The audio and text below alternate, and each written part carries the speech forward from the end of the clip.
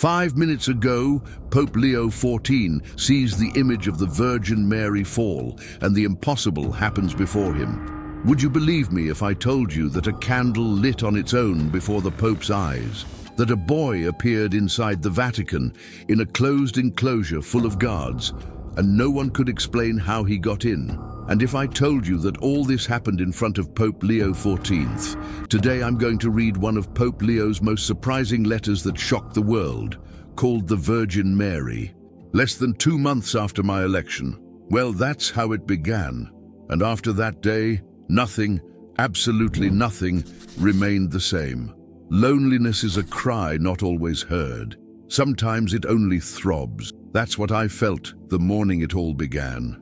I, Pope Leo XIV, had been sitting on the throne of Peter for exactly 58 days, and yet I had never felt so invisible. St. Peter's Square dawned with the murmur of pilgrims, but inside the Vatican, everything seemed sterile, empty, a temple filled with voices saying nothing. In the Pauline Chapel, morning mass was celebrated in hushed tones, without hymns, without an audience, without ceremony.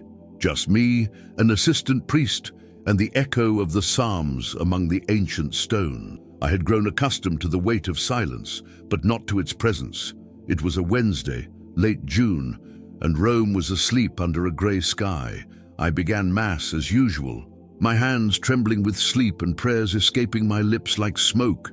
And then, during the Kyrie eleison, I realized someone was sitting in the last pew, a boy, thin, in a worn coat, his hands folded in his lap, and his eyes fixed on the altar. His face was pale, too serious for his age. His gaze seemed to know. I frowned. The chapel was closed. The guards hadn't reported anyone, but he was there. I tried to ignore it, to continue the rite, but something inside me froze. With each sacred word, the boy seemed to listen more attentively than any other faithful I'd ever had before me. The homily faded from my memory. I simply watched him. The next thing I knew, he was gone. The next day, same time, same pew, he returned. Not a word, not a smile, not a sound. And when I tried to approach him at the end of Mass, he was simply gone, as if the pew had been empty the whole time. I began to think it was due to fatigue. But on the third day, I saw him again, and this time I couldn't resist. I interrupted the liturgy and walked slowly to the back of the chapel. I was determined to look him in the eye. He looked at me first. There were tears, not the kind that flow, but the kind that stay trapped for too long. I stopped, unsure of what to say. And then it happened. The candle on the image of the Virgin Mary, which had been unlit since the beginning of the Mass, lit itself, a bright flame, tall, silent. I didn't touch it, no one touched it, and the boy, he just smiled with his eyes and disappeared. Do you believe in signs like this? Comment here where you're watching from, and whether you think it was a miracle or just a coincidence. The days that followed were not normal. The Vatican's routine is a precise, repetitive mechanism, almost immune to the invisible. But for me, Pope Leo XIV, each Mass in that small chapel seemed more uncomfortable. As if something were watching me when no one else was, I continued to go to the Pauline Chapel in secret before the bells rang for official appointments. I told everyone that I needed silence for prayer. It was true, but it wasn't just that. I was waiting for it, the boy. Every time I crossed the nave, my gaze went straight to the last pew, and almost always, there he was. Same face, same big eyes, always quiet. There was something in his gestures that belied his age. It was as if he knew he carried more than a small body should, and little by little, he began to become a part of that space. It was no longer strange to see him there. What was strange was when he wasn't there. The altar seemed colder without him. One of those mornings, I approached him more calmly, not as an inquisitor, but as someone seeking answers where reason fails. I sat on the bench across from him. Silence. I took a deep breath, as if the words hurt in my throat. Why do you come here? Nothing. No reaction. But I knew he heard me. Can you hear me?" I insisted. Then, for the first time, he looked me in the eye, long, without fear, without guilt, just presence. There was a world in that gaze, a world of pain, but also of something greater, peace, perhaps, or obedience. He didn't need to answer. The truth was there, between a look and a candle that had been burning alone since he arrived. That afternoon, I ordered a search of the Vatican's security records. Nothing. No cameras had captured the boy's entry. No guards had seen him pass through the corridors. No names on the entrances. It was as if he had just appeared. I thought of illusions, of exhaustion, but he was too real, too concrete, spiritually solid. The next day, when I entered the chapel, he was already waiting for me. This time, closer to the altar, he was kneeling, as if in prayer, his small hands clasped, his eyes closed, and a slight tremor in his shoulders. I approached in silence. When I knelt beside him, something changed. A draft swept through the ship, and all the candles went out simultaneously. The doors remained locked. There was no wind. Nothing had moved physically, but something stirred within, a presence, an awareness that wasn't mine. The boy opened his eyes slowly. There were tears now, not of fear, but of longing, of reverence. He looked up at the image of the Virgin high above and then whispered, as if the sound was not made for this world, "She will come down." I couldn't ask what he meant. The whisper hung over me like a promise or a warning, and before I could say anything, he stood, walked to the side wall, and disappeared behind a column. When I ran to it, there was nothing. No exit, no hallway, nothing. For the first time in my priestly life, I felt something that neither theology, nor tradition, nor doctrine had taught me to name. I felt the inexplicable whispering certainties within me, and deep down, I knew what the boy had announced would happen soon. It was Sunday, July 6, 2025, 2 months after my election. The city of Rome woke up shrouded in a fine mist, the sky pale as old paper. At 7 o'clock, I went to the Pauline Chapel without an appointment. There was no scheduled mass, no press, no protocol, just me, the silence, and, perhaps, him. But I didn't go alone. The night before, something inside me had told me I shouldn't celebrate alone anymore. I discreetly asked for some forgotten faces from the Vatican to be invited: 2 retired cardinals, a deaf nun from a secluded convent, a janitor and a soft-spoken archivist, people who weren't usually invited, people who prayed in silence, without a platform. When I entered the chapel, everyone was already there, seated, silent, as if they knew what was about to happen. In the center of the altar, the image of the Virgin Mary, the one who had always been there, on a high platform, looking down at us sweetly, carved into the ancient plaster. It was a heavy piece, brought from Spain in the 19th century, an unshakable icon, literally.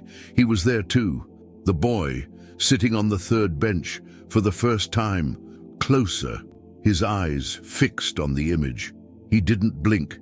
He didn't move. His hands were clasped and his head held high, as if listening to the sky breathing. I began Mass. The day's Gospel said, "And when they were come into the house, they saw the young child with Mary, his mother, and they fell down and worshipped him." Matthew, chapter 2, verse 11. I read the words in a firm voice, but with each syllable, my chest tightened. When I looked up, he was kneeling, the young child, before the altar. His head bowed and his lips parted, as if murmuring an ancient prayer, and then it happened.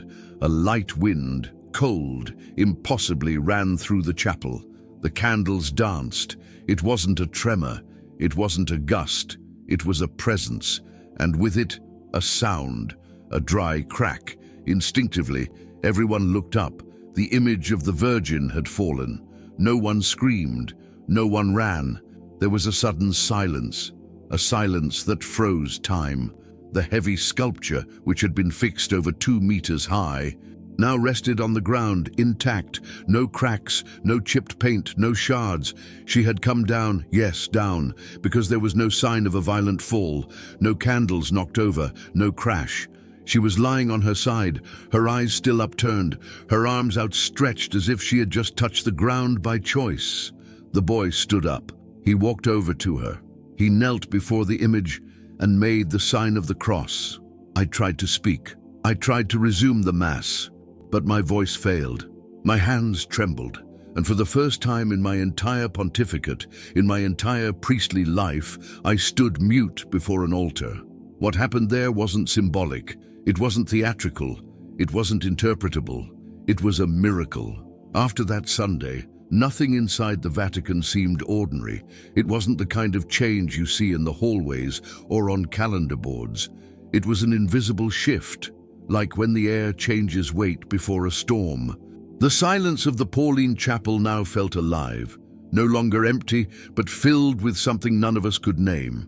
The next morning, I left the image of the Virgin where it fell, untouched, lying there surrounded by candles that the few present lit without any instruction. No official statement was issued, no press release. It was too early, or too sacred, or both. But the news spread like wildfire. A nun working in the cleaning service spoke to another in the refectory, who then spoke to a gardener serving coffee to an archivist. 3 days later, I was walking to the chapel and found 2 young men kneeling before the image, weeping silently. They weren't religious.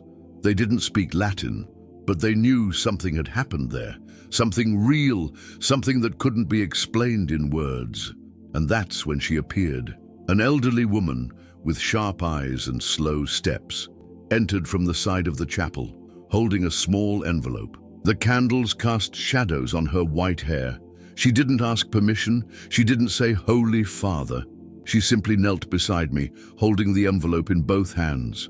"He was my grandson," I said, as if we were in the middle of a conversation I had never started.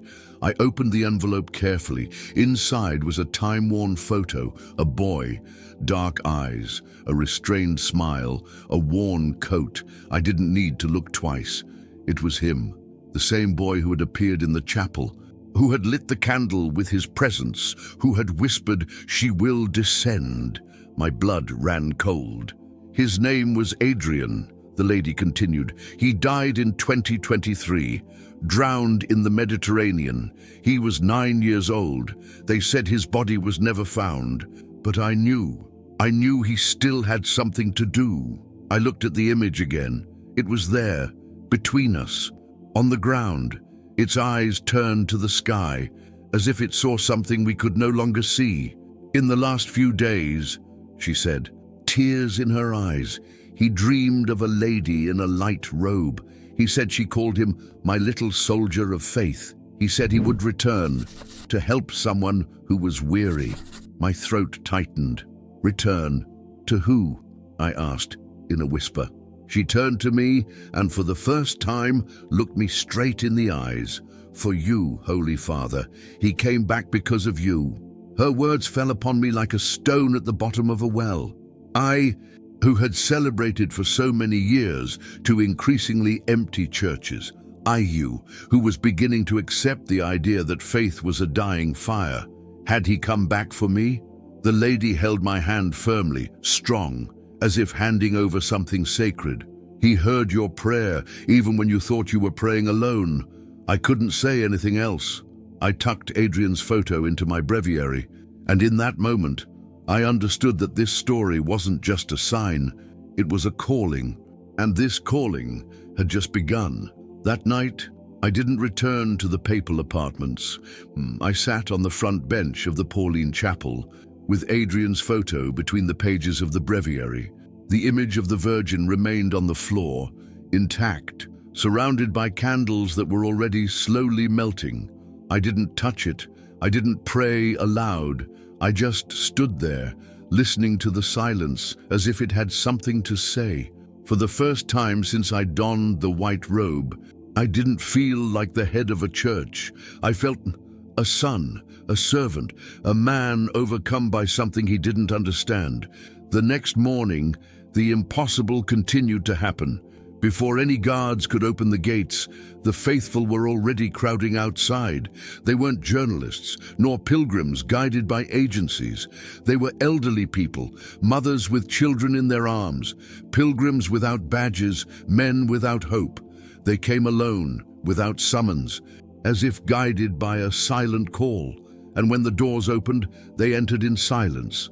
No shouting, no selfies, just firm steps, teary eyes, and trembling hands searching for the fallen image on the makeshift altar. Every day, more flowers, more rosaries, more tears, more knees on marble. The confessional, which had previously groaned empty, now had discreet lines. Men who hadn't knelt in decades whispered sins that seemed to have been dug from the depths of their souls. Young men who had never heard Mass reverently lit candles. And there, between a sigh and a prayer, stories began to emerge. A woman in simple clothing approached the image with a white envelope. She handed it to one of the caretakers with trembling hands. Inside was a letter. It read, "My son has been missing for a year. I dreamed about him. I said he was with a lady in a white robe and that she told me to come back and pray. I came. Another man, a lawyer, his tie still around his neck, knelt with difficulty. When he looked up at me, all he could say was, 'I don't know what's going on here, but I haven't felt peace in 20 years.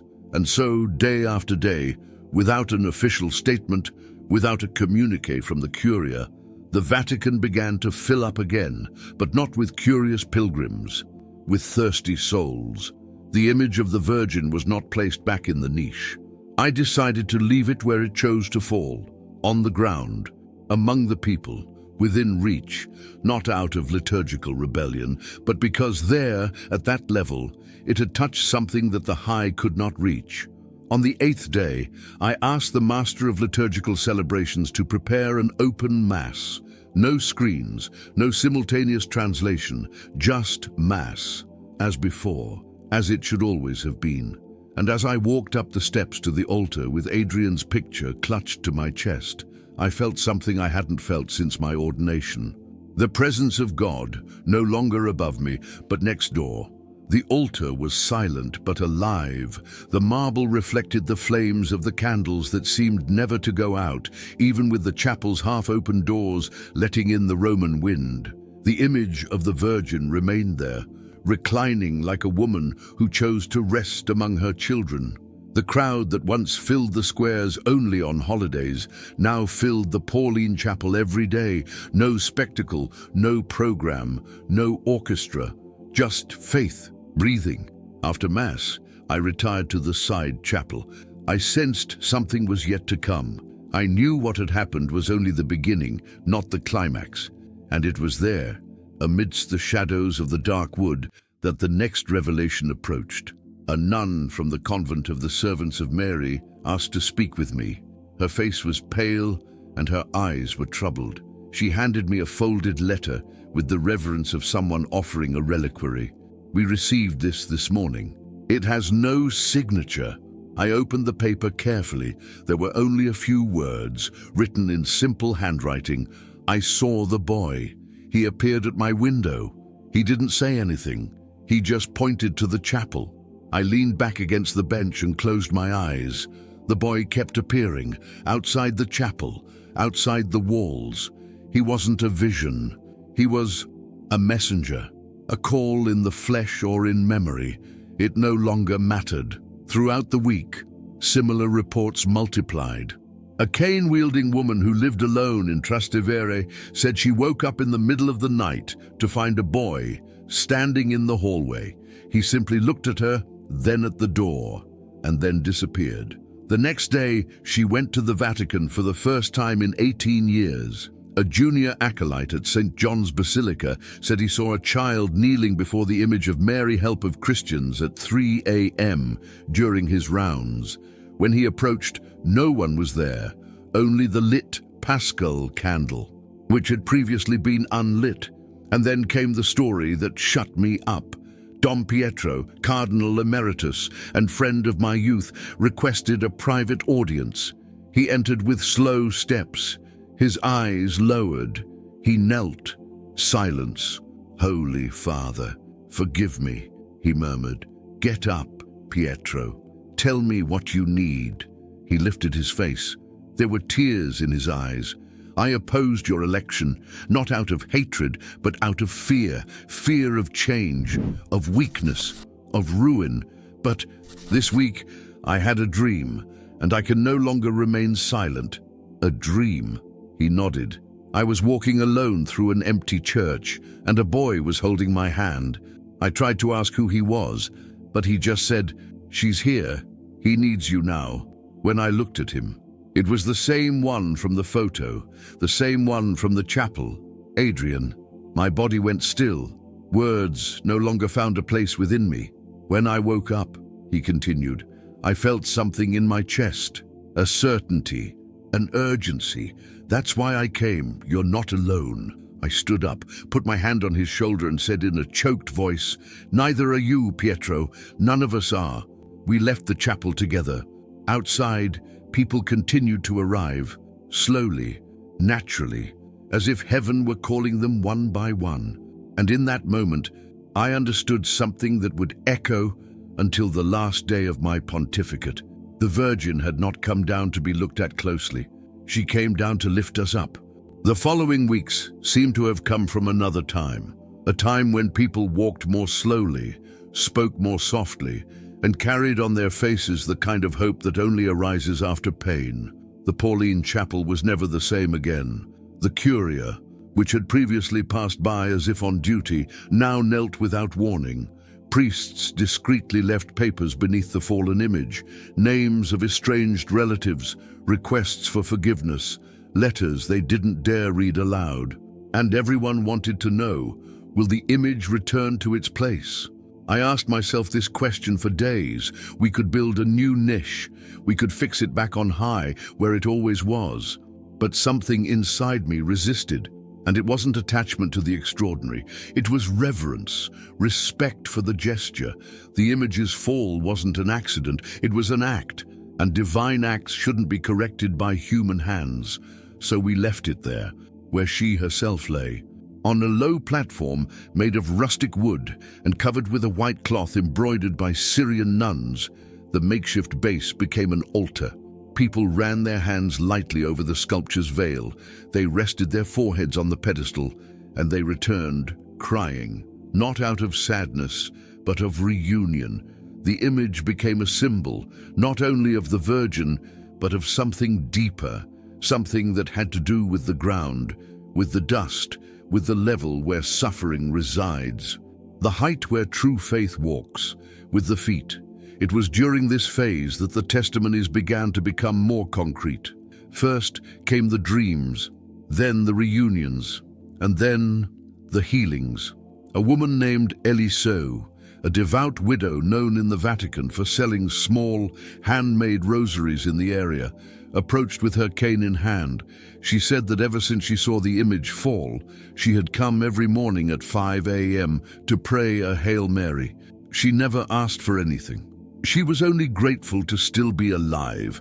On the 8th morning, he arrived without a cane. "My knee stopped hurting, Your Holiness," he said with a shy smile. "But that's not a miracle. It's just gratitude." I didn't disagree. Miracle is a dangerous word.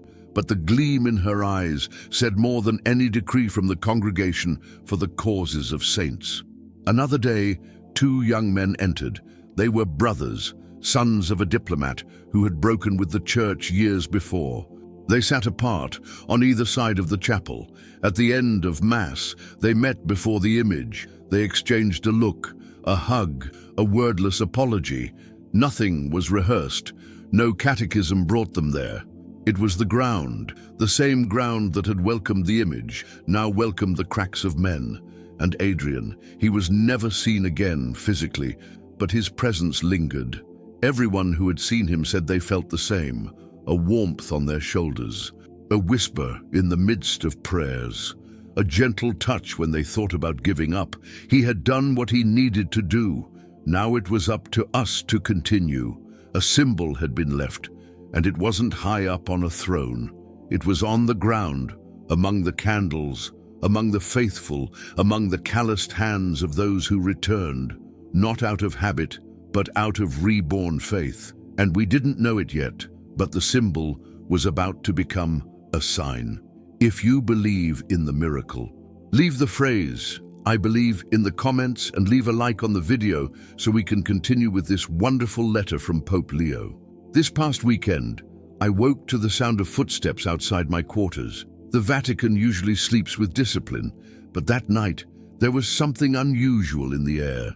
The sky was clear, cloudless, and the lights in the dome of St. Peter's were on after hours. I walked alone through the cold corridors, calling out to no one. It wasn't fear, it was certainty, like someone hearing a call without knowing the language, but recognizing the voice. When I arrived at the Pauline Chapel, it was open, which should never happen at that hour. Inside, 7 people. None of them were guards or clergy. They were pilgrims, ordinary people. One of them, a teary-eyed teenage boy. Another, an African woman with a white scarf in her hair. All kneeled in complete silence. And there, in the center, before the image of the Virgin still lying on the low altar, a child lay on his side, sleeping. It wasn't Adrien, it was another boy, dark-skinned, with a small scar on his chin. No one knew him. No guard had seen him enter. But there he was, breathing slowly, as if resting after a long journey. He said he could sleep here, the teenage boy murmured when he saw me. He said she was awake for him. I knelt. I didn't speak, I just watched. The boy wouldn't wake up, but he didn't seem sick either. One of the women handed me a wooden rosary. She said she'd received it from a stranger in the square a few hours earlier. The stranger had asked her, "Take it to her. Tell her he's on his way." In the hours that followed, Vatican doctors examined the boy. Nothing unusual. He was peaceful. He woke up on his own around 6 in the morning. He opened his eyes. He smiled at me and simply said, "I saw her come down. I saw her. She was beautiful." I tried to ask his name, but he was already going back to sleep, as if he'd just come to confirm what we already knew. The sign wasn't just for us, it was for everyone. In the days that followed, episodes like this multiplied. A blind girl was brought by a group from Sicily she had never seen before. She touched the edge of the altar where the statue rested and whispered. She smiled at me. She remained blind, but she repeated the smile accurately, describing details that even her companions didn't know. In Naples, a nurse reported that a comatose patient had recited part of the Hail Holy Queen prayer clearly for about 20 seconds. By the time doctors arrived, she had returned to a vegetative state, but no one could explain how or why. Her voice echoed in that room. The courier no longer tried to control the reports. Even the most skeptical were silent. And when faith silences the skeptics, something changed in the world. On Monday morning, as I was preparing to pray the Angelus, an envelope was left anonymously on my desk. No return address. Inside, a black and white photograph, the Pauline Chapel from above, taken from the dome. In the center, the image of the Virgin on the floor. Around her, hundreds of people knelt, like petals around a flower. On the back, a handwritten phrase, "It's not she who fell, it's we who were lifted up." And in that instant, I understood. The miracle wasn't the intact image. It was the people bowing before it. It was faith on its knees, rising again. The anonymous photo had been sitting on my desk for 3 days. I hadn't touched it since I received it. It sat there like a mirror, simple, static, yet full of inner movement. The phrase written on the back resonated within me more than any encyclical I had ever read in my life. It is we who have been raised up. It wasn't poetry. It was a diagnosis. It was revelation. It was also a warning. That Wednesday, I called a discreet meeting with just 4 people, 2 trusted cardinals, a Jesuit priest, and the archivist's sister who had attended the initial events in the chapel. I closed the doors of the private library. No minutes, no protocol, no simultaneous translation, just us and the truth. I showed the photograph. "Is this image in anyone else's hands?" I asked. The silence lasted a second longer than was acceptable. "It's already circulating among some seminarians," the Jesuit priest replied with uncomfortable honesty. "Not online, but in physical copies, passed from hand to hand." I sighed, not out of frustration but out of anticipation. History was no longer in our hands, and perhaps it never had been. "The press doesn't know anything concrete yet," the sister said, her tone somewhere between caution and confidence. "But it's a matter of days, maybe hours." I closed my eyes. I saw the chapel, I saw Adrien, I saw the image of the Virgin, I saw the boy sleeping before her, I saw the smiles and the bent knees, the letters left under the white cloth. I saw it all, and I understood what I needed to say. "Don't say anything." They looked at me, astonished. "Holy Father," nothing, no official statement, no denial, no confirmation. "Don't anticipate heaven with human words." "But the media will put pressure on." "Let them press. Let them ask. Let them create versions." Faith doesn't grow in answers. It grows in the space between silence and mystery. The sister smiled discreetly. The Jesuit lowered his head. The cardinals looked at each other, understanding, perhaps for the first time, that we were not facing an ecclesiastical strategy, but a movement that came from below, from the ground. Like the fallen image itself, like the Virgin herself who descended. The next morning, an Italian journalist published a short note on a local religious blog. It simply said, "Something is happening within the walls. An image has fallen, it didn't break. The Pope knows, but he's not saying anything." The note went viral. Within 24 hours, news agencies began seeking official confirmation. The Vatican press room was bombarded with requests, no response. And this only fueled the fire. Catholic influencers began to speak out. Some doubted, others speculated. Theologians wrote lengthy texts about uninterpreted events. Skeptics demanded proof, the faithful demanded presence. And then came the first spontaneous pilgrimage. About 200 people showed up at dawn, unannounced, asking to enter the Pauline chapel. There was no room. Many knelt outside. They prayed outside. They touched the ground as if it could carry something even we didn't yet understand. At the 8 a.m. Mass, I looked at the small crowd through the stained glass windows and understood that we were experiencing something that no longer fit within the usual structures. The image of the Virgin would not return to the niche, but neither would it remain motionless forever, because now she walked with the people, within each one who had been raised with her.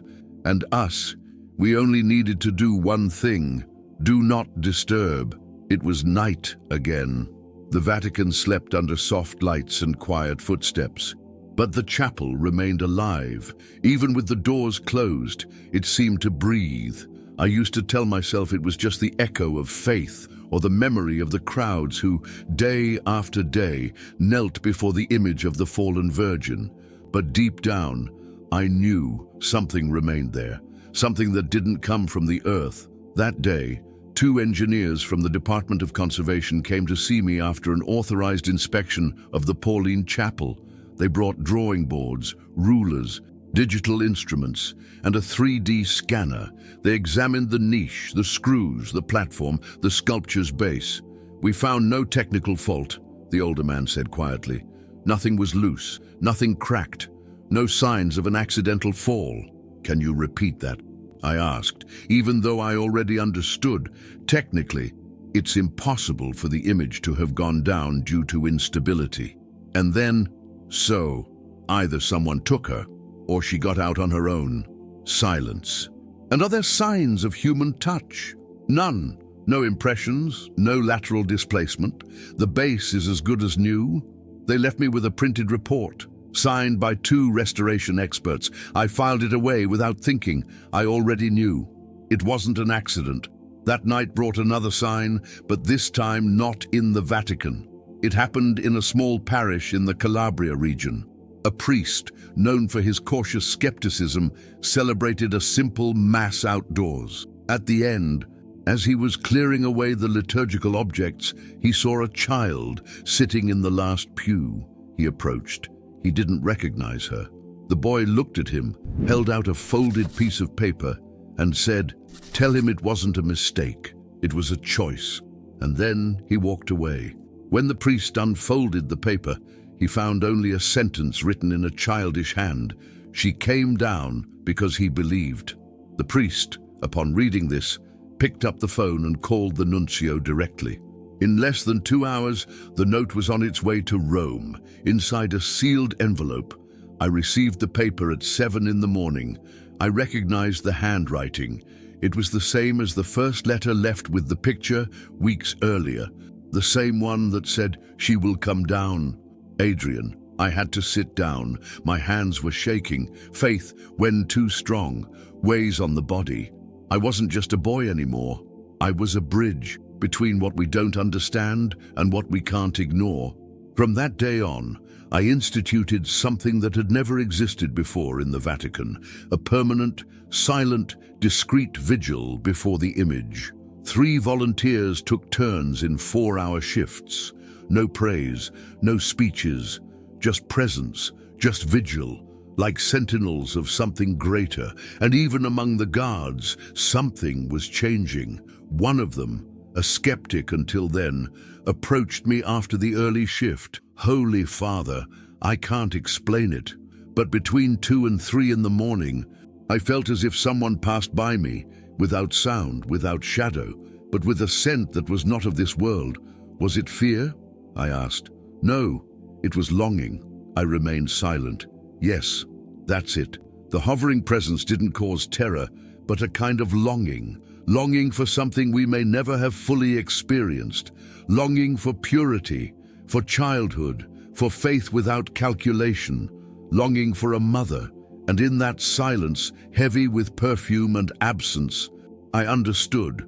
What had happened was not an isolated event. It was the beginning of something that would come in waves, and the first one was already about to reach us. The Vatican was dawning under a slow sky. The air carried something unseen but felt, like when a whisper precedes thunder. I woke before the light touched the windows. I dressed in silence and walked alone to the Pauline Chapel. It was as if something was calling me not to pray but to witness. The door was ajar. Inside, the image of the Virgin still rested on the low altar. Around her, about 30 people knelt in profound silence. No liturgy, no singing, just presence, each carrying within them a pain, a request, or a gratitude that couldn't be put into words. Among them was a young woman with a shaved head, perhaps for treatment. Beside her, a well-dressed man, tears dried on his cheeks. Near the wall, a mother cradled a sleeping child on her lap, her eyes fixed on the sculpture. There was no noise, but everything there screamed. I knelt in the corner, no title, no full papal vestments, no ceremony, just a man facing the mystery. And in that silence as thick as the marble beneath my knees, I realized this was no longer just an isolated event. It was the beginning of a wave. As I prayed, I felt other presences approaching. I didn't need to look to know. One priest, then another, 12 in total. None had been invited. None had been warned. They arrived with slow steps and ready knees. They came not out of obligation, but on impulse, as if the ground itself had called them. Later, I received an envelope filled with reports from distant churches. One of them told of a simple mass in an isolated village when a child stood up on his own and walked to the image of Mary. Upon touching it, all the candles in the chapel lit simultaneously without matches or electricity. Another concerned a group of young people praying outdoors. During the vigil, a soft light enveloped them for a few seconds. There was no visible source. One of them recorded it with his cell phone, but the light didn't appear in the video, only their faces, transformed, as if illuminated from within. These stories continued unabated. They arrived not only by letter, but through gestures, tears, and glances. Pilgrims who came to the chapel recounted similar experiences.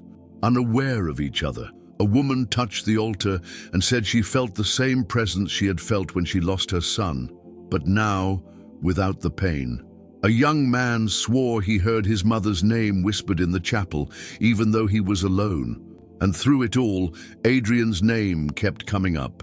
In different languages, with different intonations, people recounted dreams, encounters, and apparitions of a silent boy with fixed eyes and a gentle presence. A boy who delivered notes, who rarely smiled, but always guided them to one place, her. I finally understood that this wasn't a wave of emotion, but of reconnection, a gentle force that didn't drag violently, but attracted tenderly, like a mother's arms, like the gaze of a child who knows the way back. And the wave was just beginning to grow. Routine within the sacred walls was no longer routine. Guards left small folded notes on the altar. Cleaning staff requested to make their nightly rounds, just so they could spend a few minutes near the image. Bishops, who had previously rushed between agendas and reports, now spent more time silent than speaking. The Pauline Chapel had become the unofficial heart of the Vatican, beating outside protocol, outside liturgy, pulsing with something no one could explain, but which everyone felt: presence. It was during a quiet morning that a manila envelope was left on my office desk. No stamp, no return address. Just my name handwritten in simple script. Inside was a sheet of paper from a school notebook, blue lines, yellowed paper, the smell of an old cabinet. In the center, a single sentence: "You were also a child before her." I felt the blood drain from my face. I stood up, unsure whether to walk out of faith or fear. I went straight to the chapel. The image remained there, among the candles. I knelt like someone returning to the place where it all began.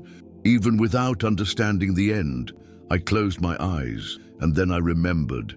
I was 7 years old when my mother took me for the first time to a small chapel in our town. An image of the Virgin, very similar to the one before me, rested on a stone altar. It was ancient, with severe features, but gentle eyes. That day, for the first time in my life, I felt someone looking at me without expecting anything in return. For years, I'd forgotten that moment, rushed by my studies, my mission, my institution, but now it was back. She looked at me first. When I was still just a boy, I returned to the envelope. On the back of the sheet, a second sentence written in blue ink: "It's not you who leads, it's she who brought you here." The handwriting was the same as the previous notes. Adrien, it wasn't a coincidence, it was intention. It was as if he kept appearing not to speak, but to remind, to lead again, to kindle with a few words. The forgotten ember in the hearts of men. That afternoon, a young seminarian asked to see me. He was nervous. He carried a notebook in his hands. He said that during the night, while praying in the empty chapel, he felt the need to write. He didn't know what, he just wrote. When I finished reading the pages, I noticed something that sent a chill down my spine. Sentences identical to those I'd received in the notes. Exact words, punctuation. Even the spelling mistakes were the same. I asked if he'd ever heard of Adrien. He denied it. He said he didn't even know the original story, that he only wrote it because he felt someone guiding him from within. I didn't say anything. I just thanked him. And as I said goodbye, the seminarian hesitated, then turned back. Holy Father, what is happening is real, isn't it? I looked at him, young, with eyes full of doubt and faith at the same time. And I replied, real is not what we can prove. Real is what, even without explanation, transforms us. He smiled and left. At that moment, I understood. We weren't being guided by logic. We were being guided by memory. A memory that returned not to paralyze us, but to awaken us, not to reconnect us to the past, but to realign us with who we were before the world hardened us, before faith became an argument, before heaven became a concept, before everything. When we were still just children, the chapel was empty. For the first time in days, no footsteps, no lit candles, no anxious glances. I asked them to leave it that way. An hour of absolute silence, no guards, No photographers, no visitors. It was necessary. I knelt before the image of the Virgin, still lying down. The white cloth beneath her was already marked with wax, tears, and human touch. Nothing about her had changed, but everything about us was no longer the same. I closed my eyes and took a deep breath. For the first time, I asked for nothing. I just stayed, like someone waiting for an answer without asking a question. And then, in the midst of that sacred void, he appeared, Adrien. He was standing in the corner of the chapel, the same serene look, his hands clasped in front of him. No light around, no words, just presence. I stared at him for seconds that felt like days. He took 2 steps, then 2 more, and stopped before the altar. He didn't look at me. He didn't speak. He simply took something from his pocket, a small, folded piece of paper. He placed it on the white cloth next to the sculpture. Then he turned, walked into the hallway, and paused one last time. His eyes slowly rose to the image of the Virgin. He smiled, a discreet smile, as if to say, "Now it's up to you." And he left. He didn't disappear. He didn't float away. He simply turned the corner of the chapel, like someone who knows he doesn't need to return, because he did. I stood up slowly, walked over to the paper he'd left, and unfolded it. It was simple, unsigned, written in the same handwriting as before. Just one sentence: "Don't go back to sleep." I sat on the first bench and stayed there a long time, until the sound of the bells outside reminded me that the world went on, but not in the same way. At the next Mass, I didn't announce anything. I didn't mention Adrien. I didn't speak of the apparition. I simply celebrated, but something had changed. People no longer looked up. They looked around, at each other, as if recognizing that the sacred is not up high, but close by, among us. At the end of the celebration, there was no homily, just silence. Everyone understood. It wasn't the time to explain, it was the time to listen. And so, in the following days, the requests came in, hundreds, from all over the world. They wanted to know who the boy was, if the story was true, if the church would confirm the events, if the Pope would speak out. But I didn't speak, because the truth no longer needed my voice. It had already found other mouths, other eyes, other hearts. In the refectory, the cardinals began to sit next to the gardeners. In the communion line, former atheists mingled with old devotees. Something invisible was leveling everyone there. In the chapel, beneath the recumbent image, a small plaque was left. No pomp, no frame, just 2 words, engraved in Latin: "Descendit volens." She descended willingly. It wasn't a conclusion, it was a continuation, because now I knew Adrien wasn't coming back, but I didn't need to, because his mission had already continued in us. It remained there, the image still lying down, still silent, but it no longer caused astonishment, it caused peace. Like someone who no longer needs to explain their presence because their very presence is already a message. The Curia awaited my decision. Some wanted the image returned to its niche, restored, elevated. Others wanted it to be declared a living relic and placed under glass. They waited for a gesture. They waited for the end, but the gesture had already happened, and it wasn't mine. That day, I went to the Pauline Chapel alone. No procession, no secretaries, no reporters. There was only a lady discreetly cleaning the floor, on her knees, with a damp cloth. When she saw me, she tried to get up quickly. I begged her not to. I continued walking, unhurriedly, to the altar. I looked at the image. I looked around at the floor, and finally I bent down. With my own hands, I lit a single candle. I didn't say anything. I didn't change anything. I left everything as it was. That was it. The decision. The image would not return to the heights. Because it was no longer about the heights. It was about the ground, about the place where people fall and where faith must reach, about the level of pain, of misery, of the flesh, where the mother touches her children. There she chose to be. There she would remain. At Mass that same day, the basilica filled without invitation.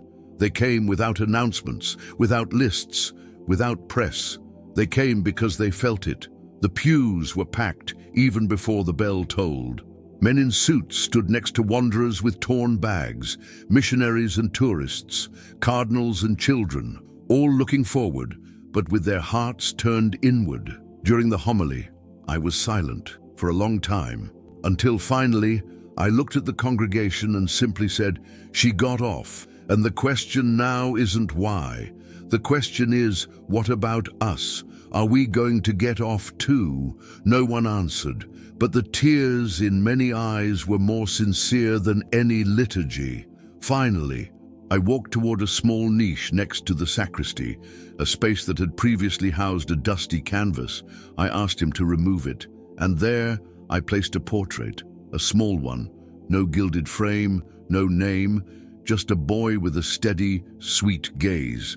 Adrien, not as a saint, not as a martyr, but as a living reminder that God sometimes doesn't shout. He just appears and leaves in due time. The plaque beneath the portrait bore only one line: "He who has eyes, let him see." That night, for the first time, I slept without weight, without doubt, without fear of not understanding everything.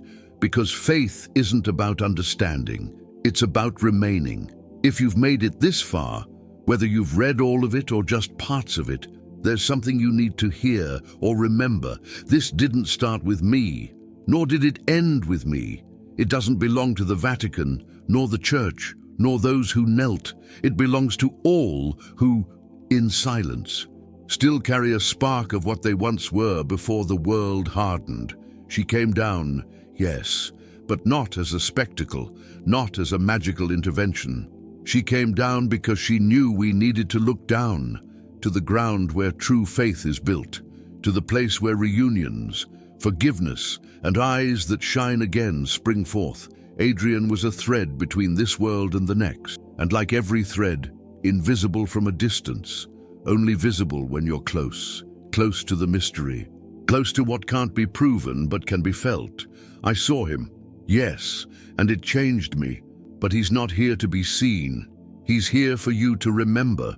Remember what you felt as a child, what you hoped for when everything seemed impossible, what you believed when you weren't afraid to believe. If you are reading this, if you still doubt, if you think that all of this could be invention, coincidence, or symbolic construction, that's fine. Faith doesn't demand blind acceptance. It only asks one thing, that you listen to the silence when it calls you. Today, the Pauline Chapel is still open.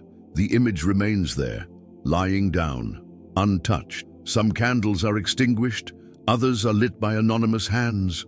Notes continue to arrive. Pilgrims still kneel, but nothing is officially said. No notice, no document, no canonization, because it's not necessary, because what is true doesn't need to be defended, just lived. And when they ask me, in the silent hallways, if it was real, if all of this really happened, I just smile. And I answer, do you still smell her perfume in the air? Then yes, it happened, and it continues to happen. End, or maybe beginning. If this story touched you in any ways, leave your like, share with someone who needs to feel this today, and write in the comments, "She also came down to me." Let's see how far this message can reach. Silence speaks, faith responds, and sometimes that's all the world needs.